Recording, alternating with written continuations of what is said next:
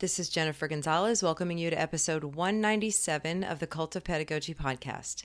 In this episode, we will be exploring ways you can apply multisensory learning in your classroom.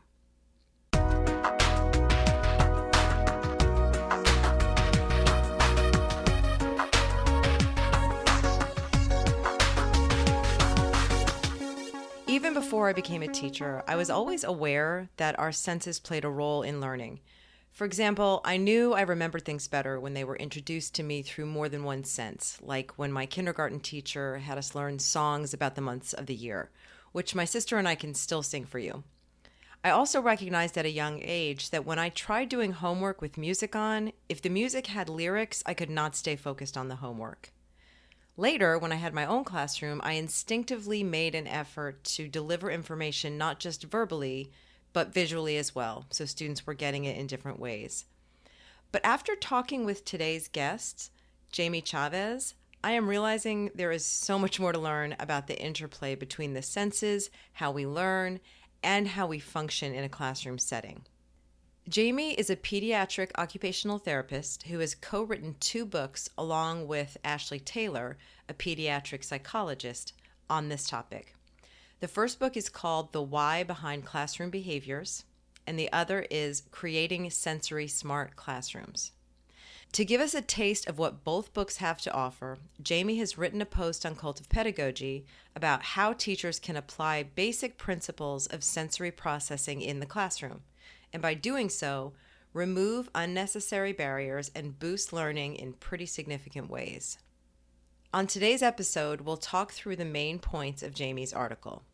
This is an episode for any teacher. It's going to be like a mini course on how the senses apply to learning. You will learn things about the senses that you probably didn't know before, like the fact that there are actually 8 and not 5 senses. Gain a new understanding of behaviors you've always noticed but didn't know there was a neurological explanation for. And get some specific ideas that you can apply right away to your teaching and classroom management. Before I play the interview, I would like to thank Studio for sponsoring this episode. Today by Studio is a planning tool that allows students to track and plan all of their classwork by estimating how much time a task will take and dividing larger tasks into smaller steps. Teachers can track how each student is handling their workload over time. This is a valuable tool to support parent conversations and help each student plan their work and pace themselves. And coaching students on better organization has a direct impact on their grades as well as their long-term success. Today offers a free plan for individual students and parents to enter their own tasks. With an inexpensive subscription, schoolwork from Google Classroom can be automatically imported. And school and district plans come with added features like timetable import, workload management, and more LMS integrations.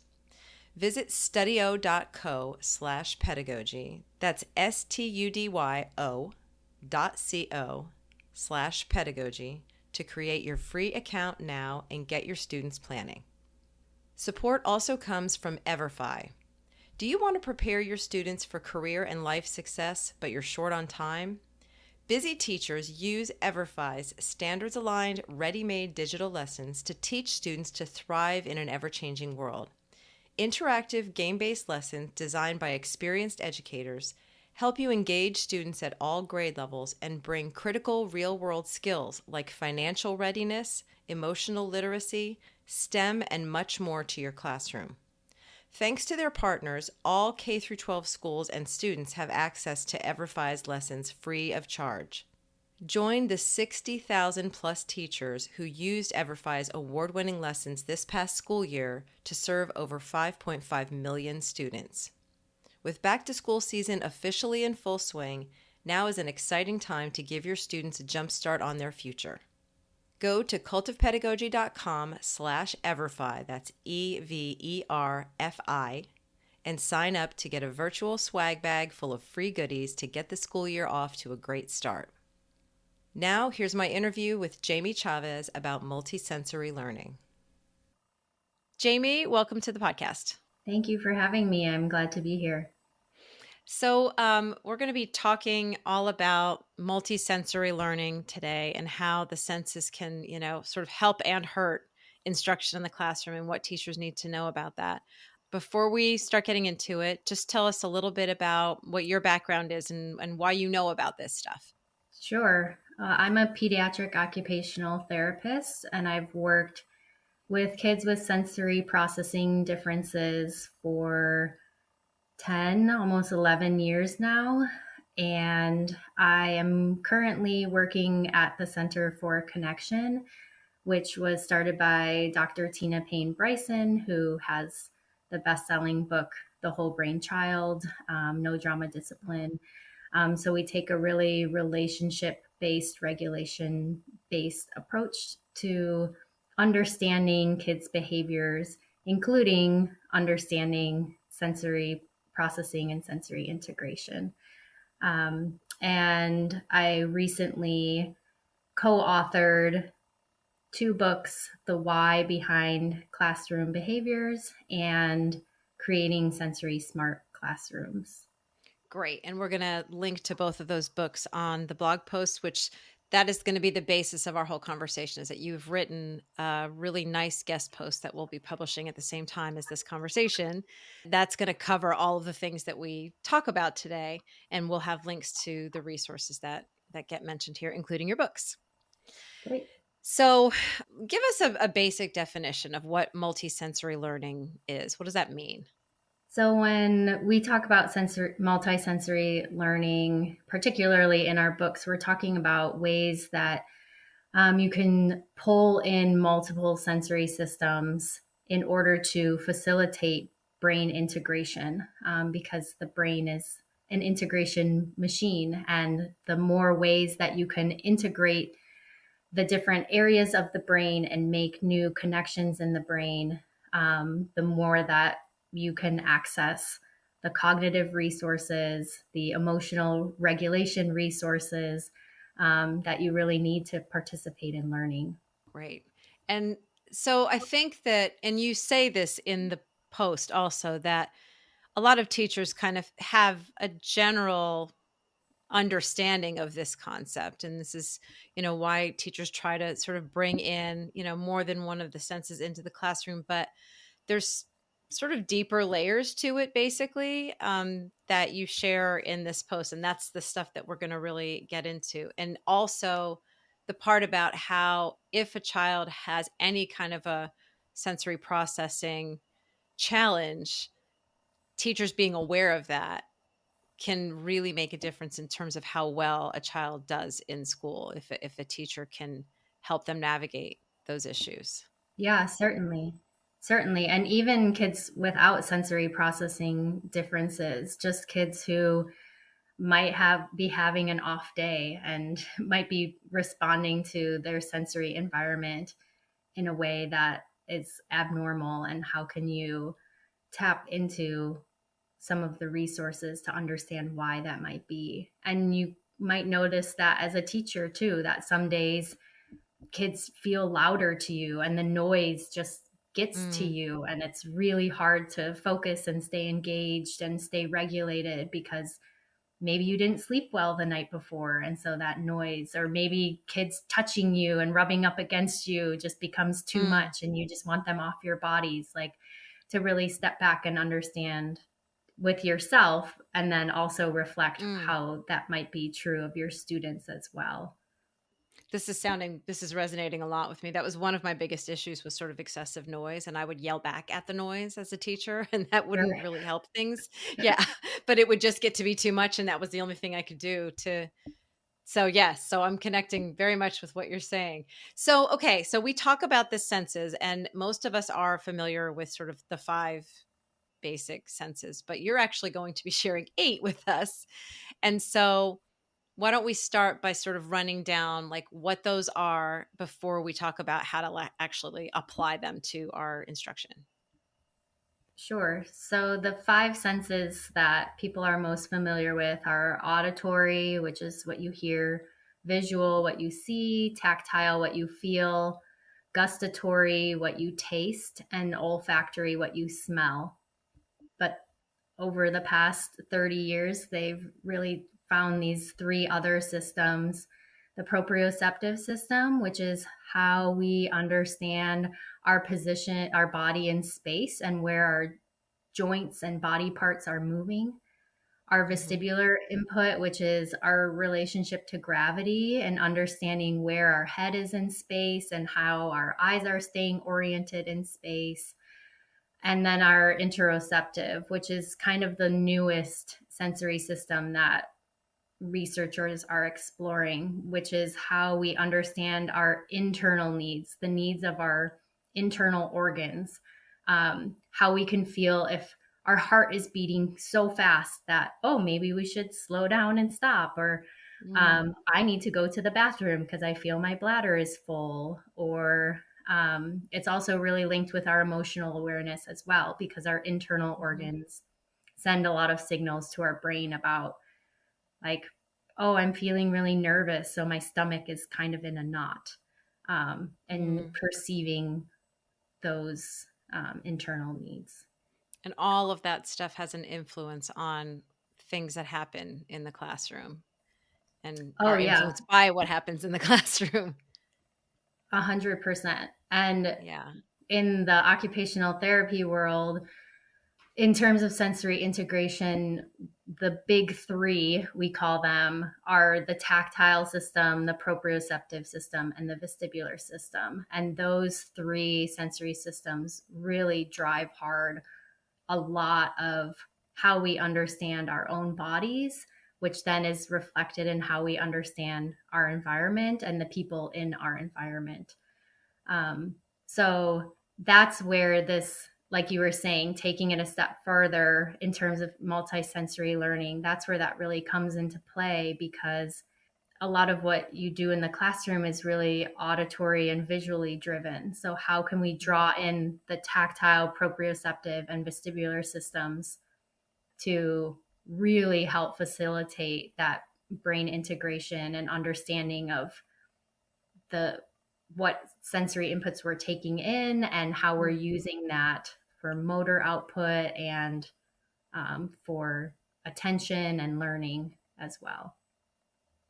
This everything you're talking about, like I definitely didn't hear anything about this in my own teacher prep program, and nor was it covered in the one that I was teaching in. It sounds to me like something that might be addressed if someone's teaching like primary or pre-K, but I don't know. And I don't think for sure it's taught for anybody who's getting certified to teach secondary. I don't know of any programs who are integrating this information into their Okay. curriculum. And what we're seeing is that more and more students are showing either sensory processing differences or just different sensory processing needs in the classroom.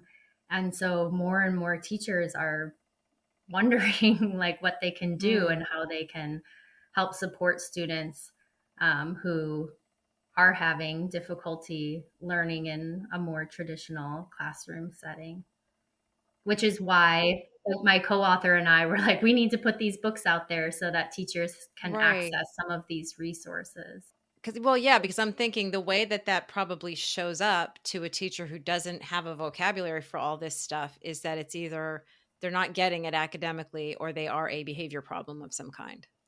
That usually how it plays out, basically. Yes.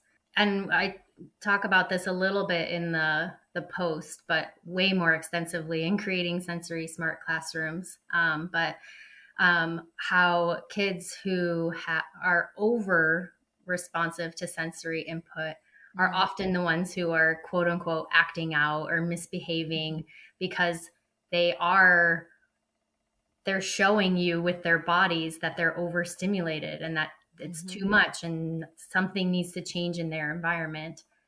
But the kids who really tend to get overlooked in the education system are kids who are under responsive to Mm. sensory input, who aren't really seeking to get more of it.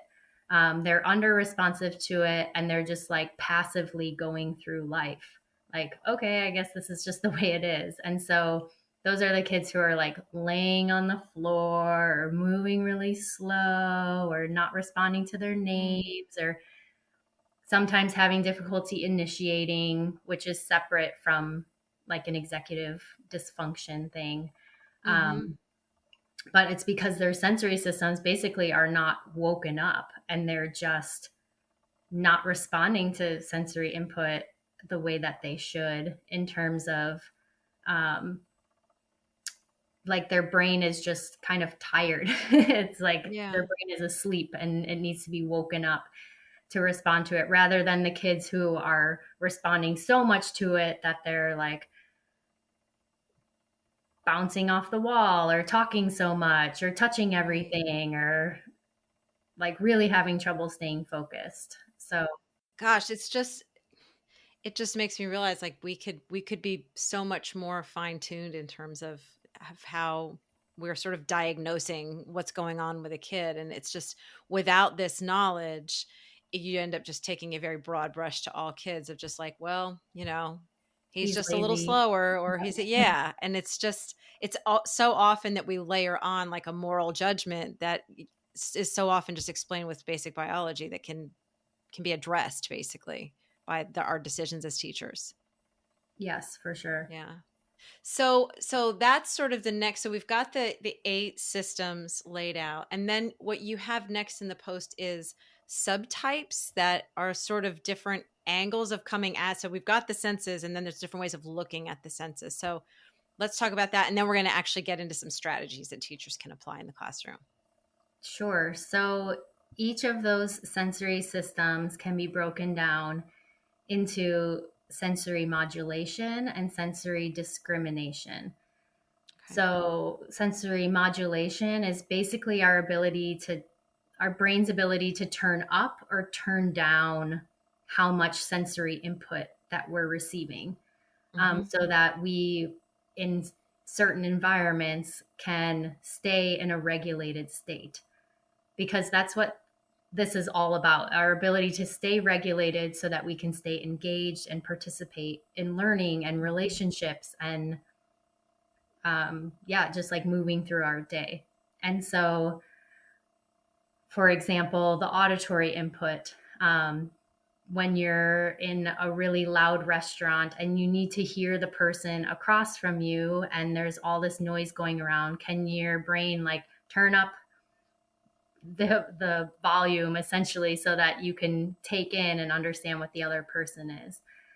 On the flip side, if you're in a really loud classroom where kids aren't really talking to you necessarily, they're just like shouting at you and there's just Mm-hmm. all this noise coming in, how can your brain turn that down so that you're not becoming so overwhelmed and so overstimulated that then you start yelling at them because you don't know what else to do? Um, and so sensory modulation is really important for our feeling of safety, and it's really what triggers our fight, flight, or freeze response, which is good in some situations. Like we need to, when a siren comes, which is why sirens are loud, we need our sensories, our auditory system to say, hey, this is an emergency, something's going on, you need to respond immediately to this. But then there are other situations where you say, okay, this is feeling really loud and it feels threatening to me, but there's not actually a threat to me in the classroom. My brain is just perceiving it that way because I'm so overwhelmed. And so each of the sensory systems, you have that as well. The tactile system, if like someone is brushing up against you or bumping into you, you need to know, like, oh, someone touched me, someone's around Mm-hmm. my body space. But also, you don't want it to make you go into this fight or flight stage Mm. where, oh, someone bumps up against you and you just lose your mind, or you have to run away or shy away from it because, or start rubbing it because it feels like it's too much for you. Right, right. So knowing about this, the fact that we all have different ability to modulate all of those eight senses, Yep. what what can teachers learn from what do teachers need to know about that? Well, I think this is the one of the biggest areas of sensory processing that is linked with behavior. and, Mm. oh, that kid is acting badly, when oftentimes it's because the child is dysregulated from not being able to modulate that sensory information appropriately. Their brain is saying, this is a fight, flight, or freeze situation. And even though it might not seem that way, that's what their brain is perceiving it as. Hmm. And so, as teachers, understanding, even if it doesn't seem like an emergency, like a siren is going off, that's what the brain is really perceiving it as. Um, and sensory modulation is one of the areas for sure that is impacted by a lot of environmental stressors, like not getting enough sleep or having a really poor diet or moving to a new house or having a new baby in the house or having parents Mm. going through a divorce or like any of those life stressors typically make sensory modulation even more challenging. Mm. If you think about, um, yeah, when you're in a stressful situation, things seem louder, faster, Yeah. brighter. Everything is just like, just like Hmm. stop. Hmm. Like there's too much happening right now. I just Yeah. need to take a pause and I need to go in a room that's devoid of light and Right. sound and movement. And I just need to sit and kind of be with my body. And so you'll see that with kids too, that And they it will could be different show. kids on different days. Like it's not always going to be the same kid reacting to the same stimuli the same way. Right. Not always. If a kid has sensory Hmm. processing differences, then that's where the pattern comes into play, where you're like, oh, Yeah. yeah, all the time when Yeah. X, Y, or Z happens, the kid is responding in this way. There's probably something related to movement that is really hard for Yeah. her. So, You talk in the post about something called co-regulation as a strategy that teachers can and should use to help students who are having these kinds of difficulties. What does co-regulation mean and what does it look like when the teacher's doing it? sure. So, co regulation is really an attuned response to somebody else's emotional regulation and the ability to come alongside them and reach a state of regulation together. Or it can also be a state of dysregulation, more like co dysregulation can also happen. So, the example that you were giving when um, you were saying, oh, yeah, there's just so much noise in my classroom. And then I was yelling back at them, which actually wasn't productive because then it's just Mhm. creating more noise. And then they're yelling back at me because I mean, so that's like co dysregulation. Co Mm. regulation would be someone yelling at you, or there's all this noise, you taking a pause, maybe taking a deep breath, realizing, okay, I need to get myself grounded and regulated before I respond to them so that we can come together and regulate together at an endpoint. So approaching a student and saying, hey, that noise is really loud for me right now, and I can really feel it in my body. What is something else that you can do to communicate with me so that you're not yelling at me? So it's somewhat problem solving, also the way that you approach that problem solving, so that they're feeling that you are more attuned to them and you are more regulated in yourself, so that that can be reflected back to you, Mm. which is oftentimes what you're trying to do with toddlers who are like flying off the handle. And rather than just approaching them and yelling at them or hitting them or whatever, coming up to them and Yeah. saying, let's take a deep breath. I know Yeah. you're feeling really upset right now. I'm going to give you a hug, like help you calm Yeah. down. You're reflecting their feeling back to, I mean, I've seen people do this with toddlers where they say, wow, there's so much to do. It's so exciting. I can see that you're like you want to do it all at the same time, but I can, like, it gets, like, so you sort of describe how that would feel to you, even if you're not actually feeling it, and like working with them to get back down to a regulated state. Yes, that's one of the strategies. And it doesn't always Okay. have to involve words. It can just be Okay. going up to somebody and putting your hand on their back when they're feeling really Mm. distressed or feeling really dysregulated, and them sensing that state of calm and regulation from you can Okay. then Yeah. be really calming and regulating to them. And that's because of our mirror neurons, which is a more Yeah. scientific way of looking at it. But like just the way that our our cells communicate not only to the cells within our body, but to the cells within other people's bodies so that we can stay regulated together in order to Mm-hmm. carry on that relationship. Um, so, yeah, it could just mean your presence next to somebody, Yeah. giving someone a hug, just standing next to somebody, being there Mm-hmm. Mm-hmm. for somebody. We have a book here at home. It's called Don't Cry, Duck. And there's this duck who's crying, and there's all these animals coming who are trying to help solve the problem. And there's this girl who comes in and sets up a blanket, and the duck just gradually, like from page to page, just moves closer to her and just sits on the blanket with her. And the girl never says anything to the duck. The duck just senses that calm presence and is like, I want Mm-hmm. to be near that. And that's similar to what co-regulation Yeah. feels like. Like, oh, I Yeah. want to be near that because I feel that internally what that might feel like. So Yeah. that's Yeah. really, really important when kids are feeling dysregulated from sensory modulation difficulties. Just being a calm presence in their environment, um, so that they can get back to a state of regulation, so that you can then solve the problem and figure out Yeah. steps to moving forward. Because I think as teachers and definitely as parents, the first thing we want to do is try to solve the problem all the time. Your kid Mm-hmm. gets hurt and you didn't see how they got hurt. They come running to you and you're like, what happened? What happened? What happened? And they're just screaming.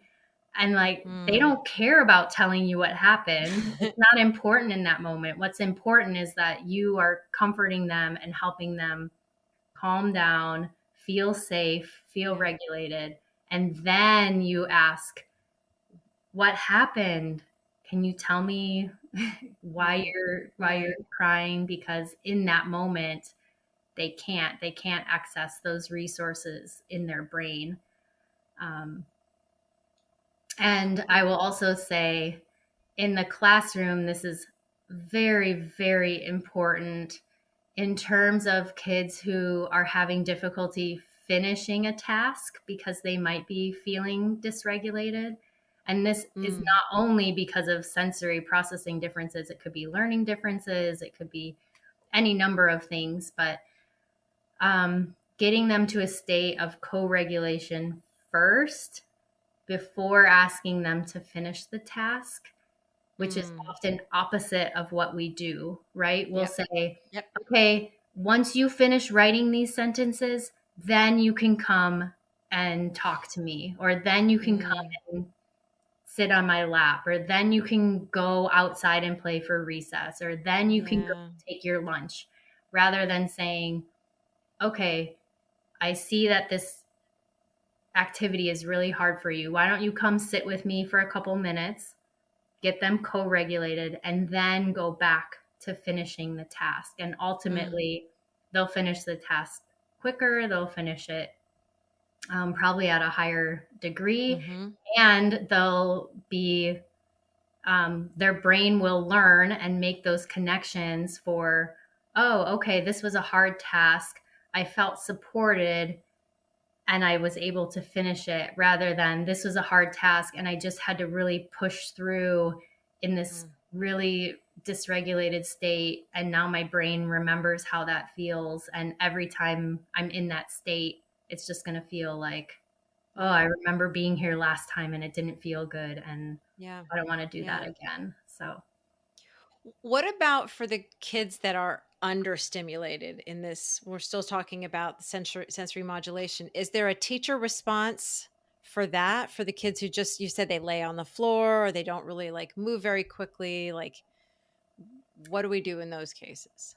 Sure. I think finding ways to wake up your sensory system, their sensory system is really important, and pulling in other sensory systems so that they can respond. So, for example, if a kid is, you're calling the kid's name over and over again, they're not responding to you, going over to them and touching them, putting your hand on their back, is pulling Mm-hmm. in that tactile sense so that they can, maybe they're not under responsive to tactile input, they're just Mm-hmm. under responsive to auditory input. So Right. you touch them and it like wakes up their sensory systems and like, oh, I need to respond to that. Yeah. um, I think also a lot, like movement is a great way to wake up a lot of the sensory systems as Mm-hmm. well.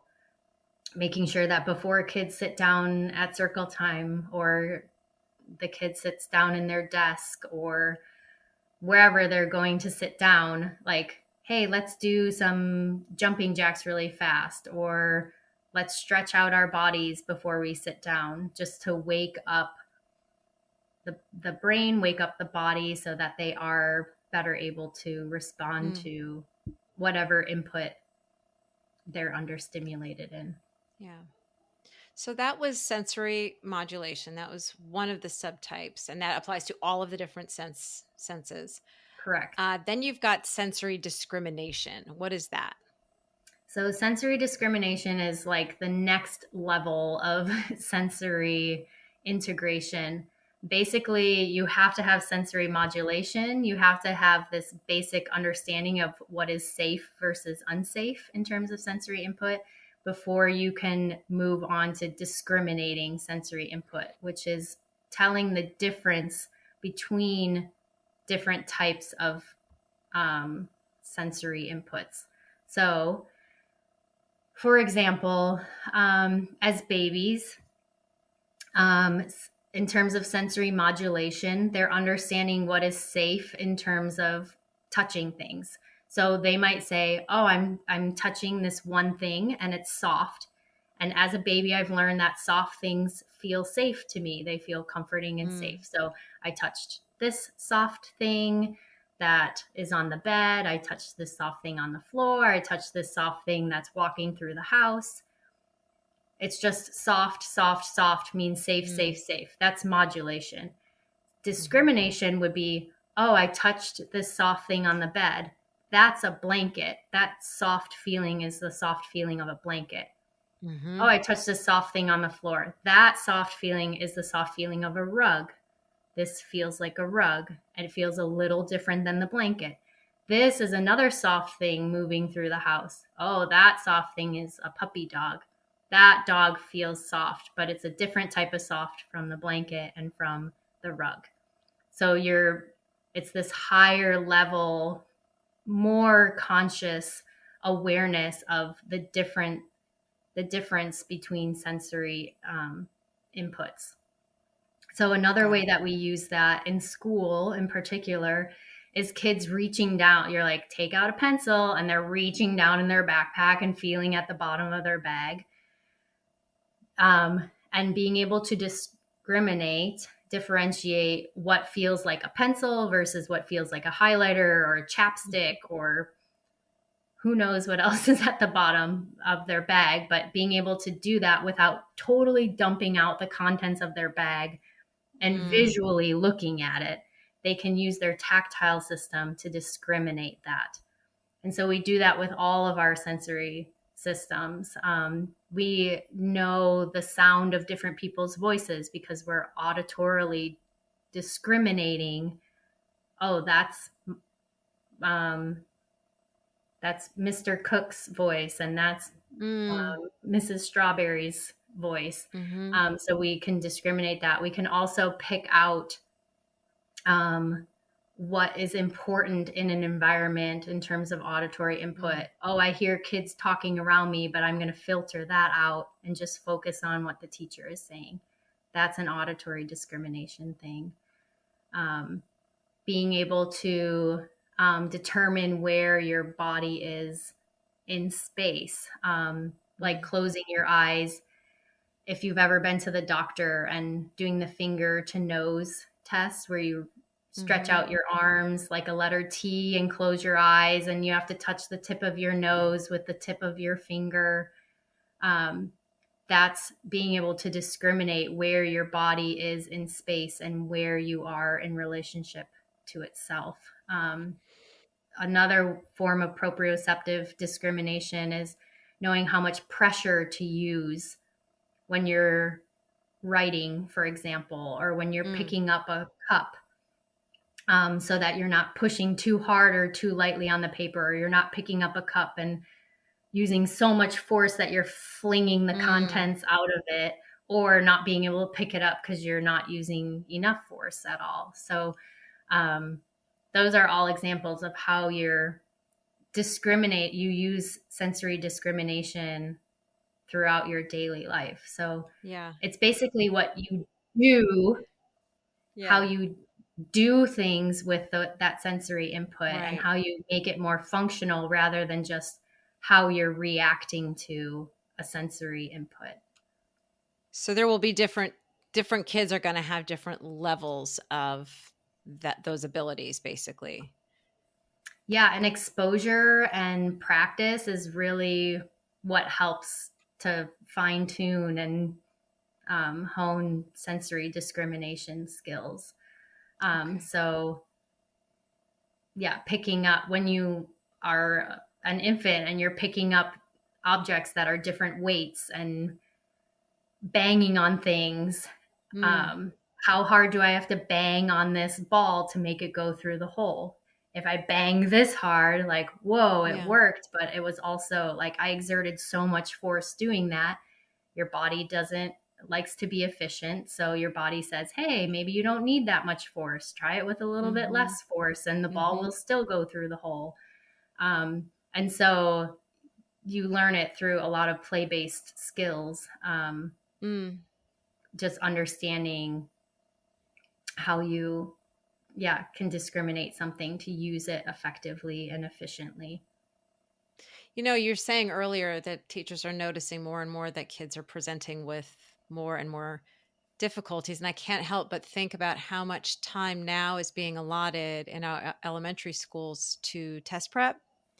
And that there's always been a movement to advocate for more play and more variety and more arts and that kind of thing. And it's sort of that all speaks to what you're talking about, that if we're seeing kids who really struggle with sensory processing, that could be a reason that we are just sticking them on devices and having them answer multiple choice questions over and over again, and that's not stimulating a full enough range of their senses.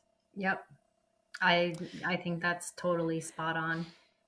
Mm. Yep. And they've shown like recesses decreasing in physical Mm-hmm. education and Yep. music education and art education, how those Right. resources are being cut. And so all of those are all huge sources of multisensory learning and hands-on experience and pulling in different senses, um, and Yeah. then there's outside of school too, just how much kids are spending on devices versus playing outside or playing with manipulatives, and Mm-hmm. Mm-hmm. how that impacts, or how they're being put into so many structured activities because Yes. you have to meet the performance levels academically. And so Mm-hmm. they're doing all these structured things outside of schools to try to meet the academic rigor, and then they're not having this unstructured playtime to kind of explore their environments. And Yeah. yeah. There's a third angle here, or third Yes. subtype, um, that is sensory based motor skills. Let's talk about those. So sensory based motor skills are um, a combination of the tactile, vestibular, and proprioceptive system working together.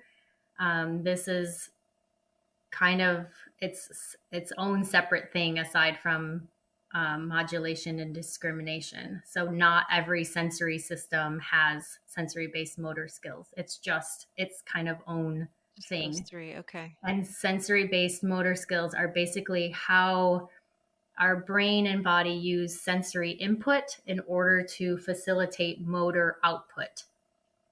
Okay. So, how do we take in information that's coming into our brain and body in order to motorically, movement wise, do something with it?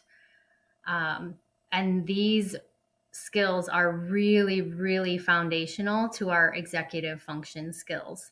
How we plan our own movements, how we come up with ideas, how we sequence our own movements, how we reflect and problem solve on our own movements. You have to really understand how your own body is moving and how to use your own body before you can learn to do different executive function things in your environment. Can you give an example of that? I'm trying to sort of picture. The only thing I can think of when I'm listening to you is like getting to places on time and understanding how what your body is going to need in order to like time that appropriately. But that's the only thing I can really think of when it comes to like motor skills equaling executive function. So the thing we use a ton in therapy is an obstacle course. How can you put together an obstacle course, construct it in a way that makes sense for your body to move from one component to the next without touching the floor, and making sure that it's going to be stable enough, and how do you think through all of those things, and then actually moving your body through the obstacle course and saying, oh, okay, I have to go over this and under this, and this is a little wobbly, so I have to maintain my balance in this way, and this one I have to jump over, and this one I have to swing from this thing to this thing, and I have to make that timing the right way. So that's a lot of sensory based motor skills, but basically like everything we do in life, like learning to tie a shoe, learning to Mm, write, learning how to open your lunchbox and open all of the different things that are the packages that are inside your lunchbox, learning how to navigate through this the classroom so that you can go the most efficient way through the classroom from okay. point A to point B. Um, So if a person is sort of lacking in these motor skills, that can impair their ability to actually like execute on the decisions that they're making and make other decisions around how long it's going to take me to do this or how difficult is this going to be. yes, for sure. And then even just completing the task in and of itself. So it's Yeah. like gathering what you need for the task and then also doing the task in and of itself. Um, Both of those things can be difficult, or either or can be difficult for kids with Mm, poor sensory based motor skills. And it's really frustrating for the student, really frustrating for the teacher as well, um, because these kids experience failure so much. Kids who, it's called right. dyspraxia, is a form of sensory based motor challenges. Um, and so kids with dyspraxia, it's just they experience so much failure. They try and try and try again, and they can't figure out how to efficiently or effectively move their body in order to coordinate Mm, what they're doing.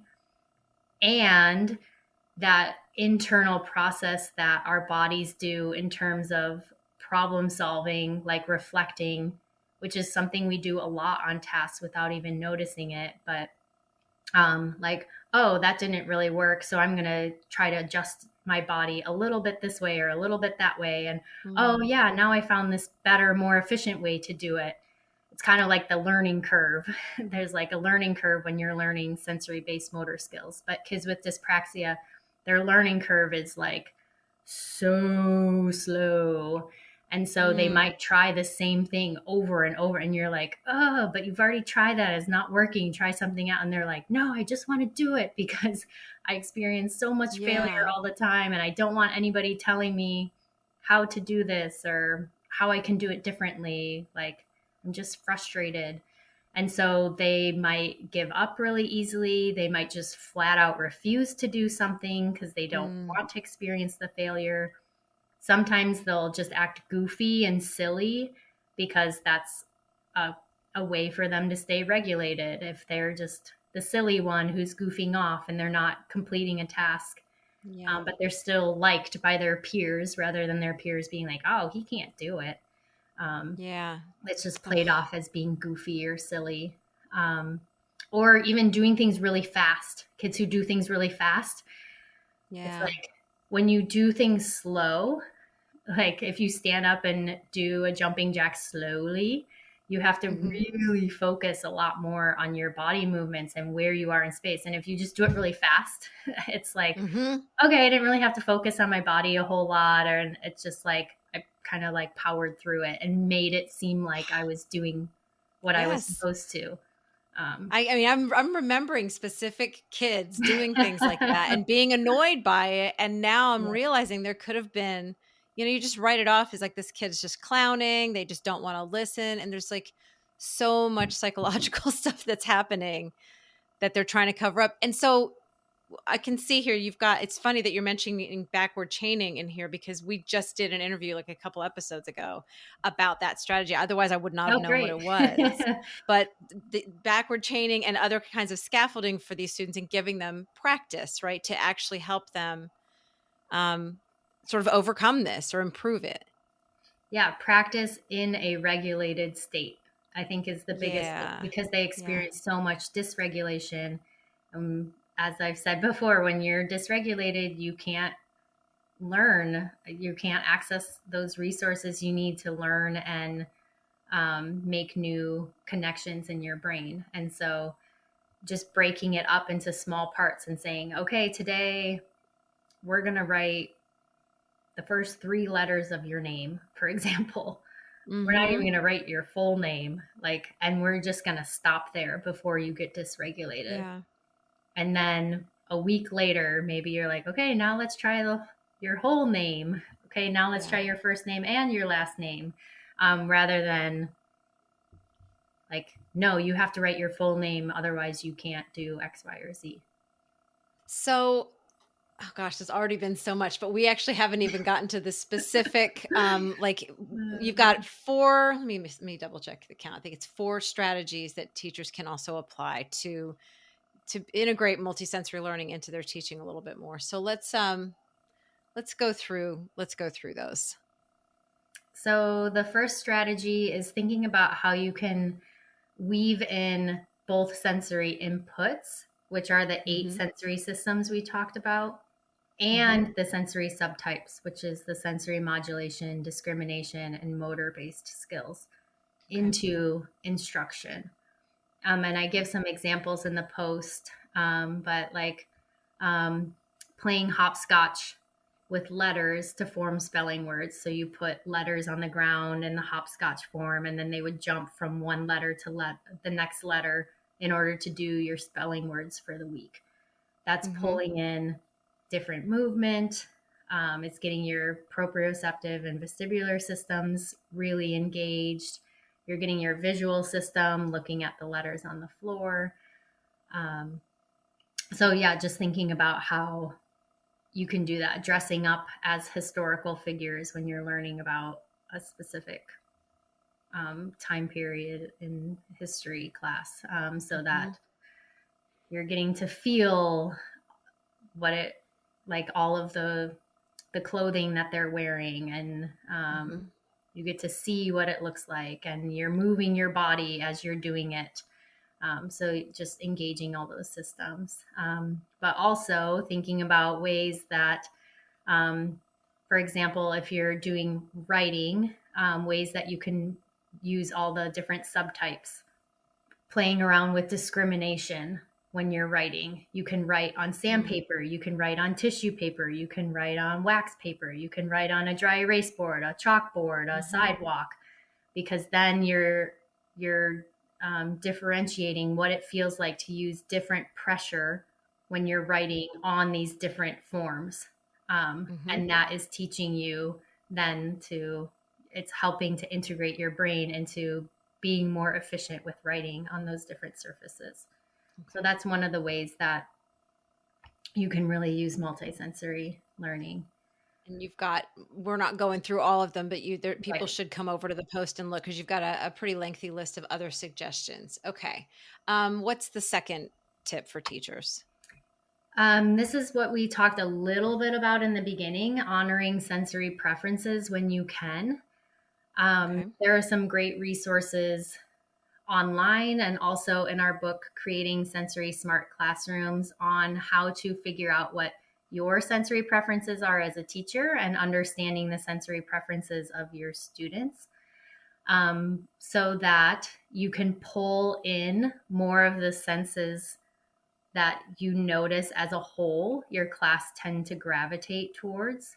Like, oh, I notice a lot of my kids really like movement and respond really well to movement. I should do more, integrate more movement activities into my instruction to tap into that.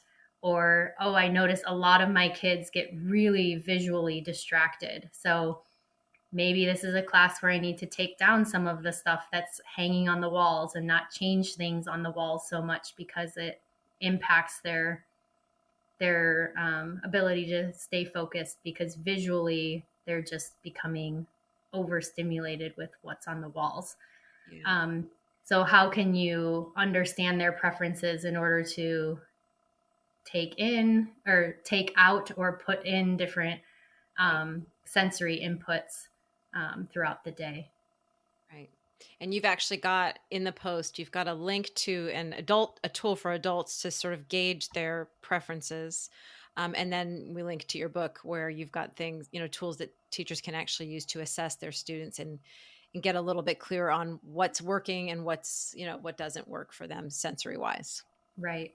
Okay. So the third one. So the third one is about using novelty in the classroom, using novelty with intention. The brain responds really readily to novel sensory inputs. Mm-hmm. Um, so, in the example that I gave with taking things off the walls and not changing it so frequently, um, I don't know if teachers have noticed, but when you put something new on the wall, students are going to look at it. If you take down a Right. poster and put a new one up, they're going to comment on it. They're going to notice that it's different, and they might stare at it for the next couple days because it's something new to look at and their brain hasn't seen it. And so by using the different sensory systems in a way that presents it as novel information, you can facilitate students paying attention and engaging better. Um, and so, yeah, thinking about what are things that need to remain stable in the classroom environment so that you're not constantly bringing novelty in where you don't intend to bring novelty in. Yeah. If there's sights or sounds or the way you've constructed the classroom, that's always changing. Um, and then ways that you can put sensory inputs into the classroom so that you are having them pay attention more, like changing the volume or the tone of your voice. If you're talking in a regular voice and then you start whispering, and then your students are, Right. oh, I need to really focus, like, whoa, that was a huge change. Like the brain is like, whoa, I need to pay attention to that. That was a really big shift. Right. And so how do you use sensory inputs in that way to shift how Right. they're paying attention to different things, moving their bodies really, really fast and then moving their bodies really slow, having them write really fast or write really slow. And like, how can you, yeah, just shift what's happening. Right. And just be careful not to overdo it because every bit of Right. novelty is going to get their attention. So, Exactly. yeah. Exactly. So then you've got the last strategy for teachers, which is what?